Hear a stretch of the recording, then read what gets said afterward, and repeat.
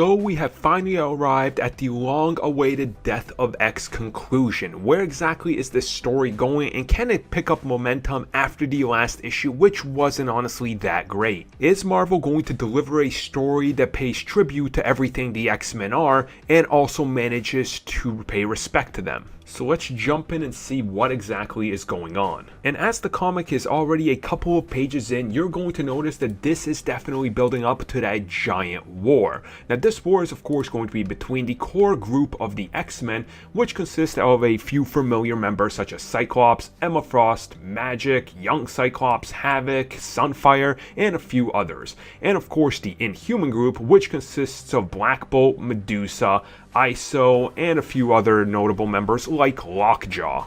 And these two teams are converging to a giant battle, and this is going to be quite a huge fight, to say the least.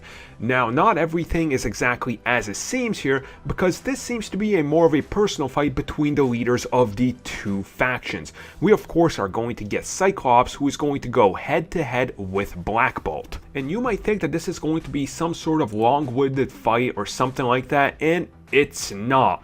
Black Bolt literally rips Cyclops to shreds in a matter of 2 seconds flat and kills him. And immediately after that, the comic cuts to 1 week later, where we see it is the funeral of Scott Summers. And this is where the great moments of the comic are going to come in, and this is quite awesome. A lot of downtime and a lot of people just paying respects, talking, furthering the plot, and seeing where everything is going to go, and how these characters are going to deal with the death of the X-Men leader. But what I really love about the end of this comic is the one moment, it's 2 pages, and it deals with Emma Frost. And we see that she legitimately loved Scott, despite the relationship taking a couple of twists and turns over the last couple of, I would say actually decades, not even years. It's been a roller coaster to say the least, and just seeing how she reacts is pretty awesome, because Cyclops is now gone, and exactly where he's going to show up next and what time he's going to be back still remains to be seen. But obviously this story is going to continue on Inhumans vs. X-Men issue number 1, and I cannot wait to see what's at stakes and how Cyclops' death is going to ripple through the Marvel Comics universe. Overall, this was a solid issue and definitely better than the last 2.